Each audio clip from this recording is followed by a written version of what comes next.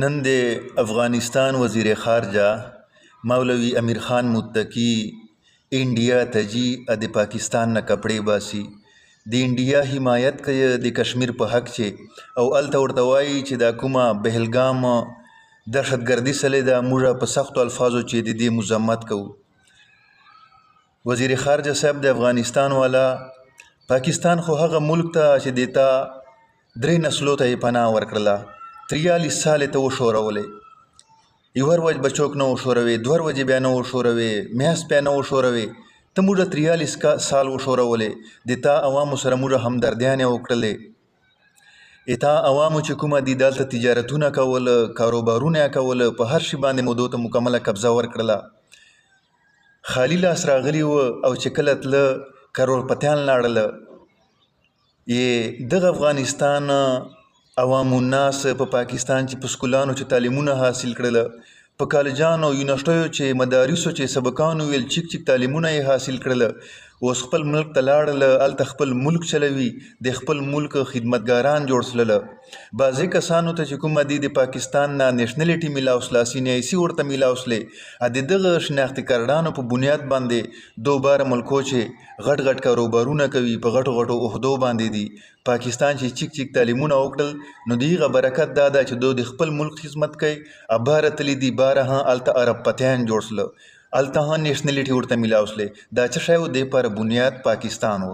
نن ته غږیږي ایخ پاکستان پسې انډیا ته چې د انډیا ډي جے شنکر سره چې کومه دي وزیر خارجه سره یې چینیږي او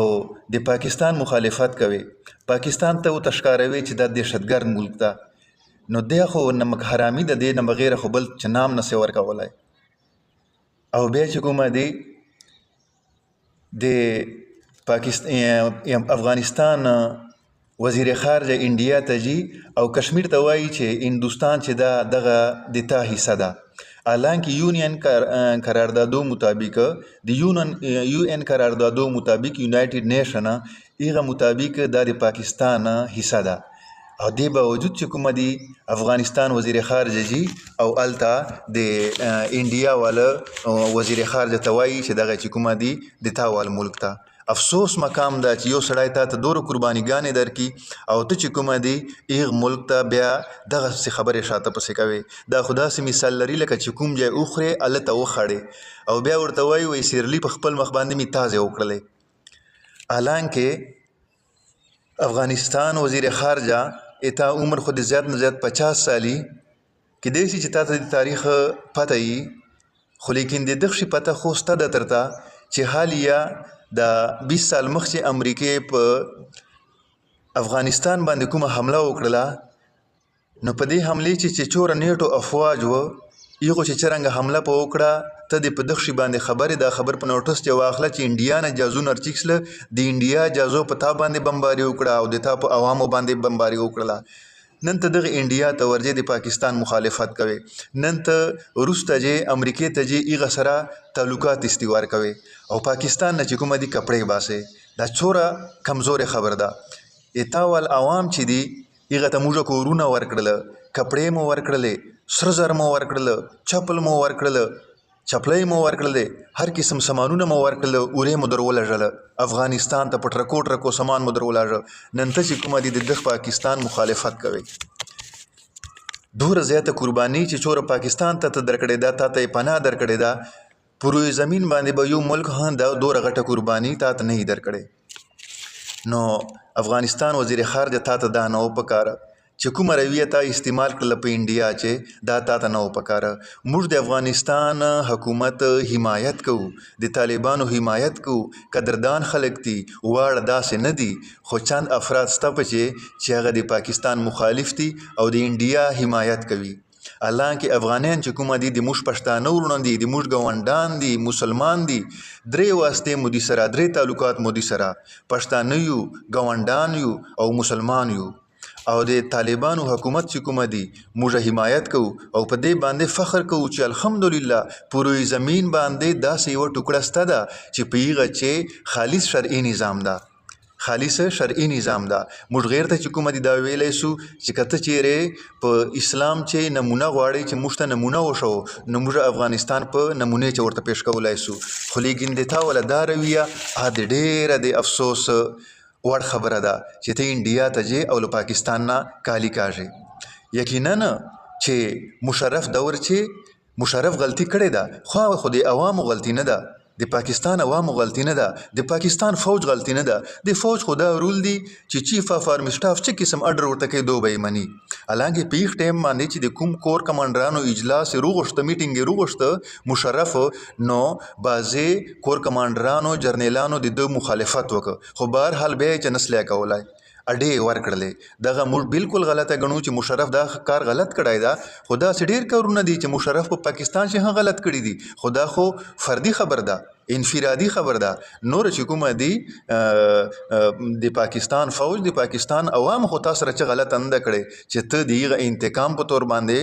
انډیا ته ځې او د کشمیر حمایت کوي، بهلګام حملې چې کومه دي هغه مخالفت کوي چې دا یوه دهشتګردانه حمله ده. دې نه نور څه مقصد اخیسته سي، خو مقصد دا ده چې ته پاکستان نه کپړې باسې، پاکستان بې عزتي کوي. هغه ملک چې تا یې هر قسم خیال وساته هغه تا ته پته ده، حکومت ته په خپله باندې پته ده، نن ته چې کومه دي هغه بې عزته کوي. واحد یو ملا عمر و د افغانستان په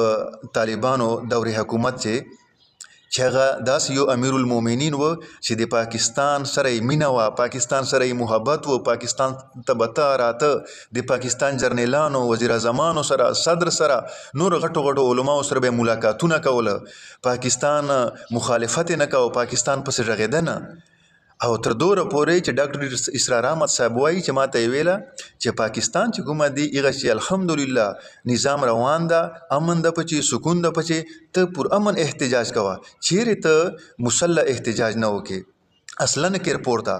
کنی د دې به بد انجام تروزي. پاتې افغانستان چې خو که زه پورته اصلا دا مولا عمر ورته ویله نو هلته خو چې کومه دي قبضه ګروپ و، اباخیل باندې یوه کس قبضه کړې ده، په لنډي وې بل کس قبضه کړې، په نورنګ باندې بل قبضه کړې ده، پېښور باندې بل قبضه کړې ده. هلته خو قبضې وې، بدماشیګانې وې، نو هلته باقاعده حکومت نه و. ځکه موږ پورته سلو او چې کومه دي د یوه شرعي نظام پر مو اواز پورته کړ. او پاتې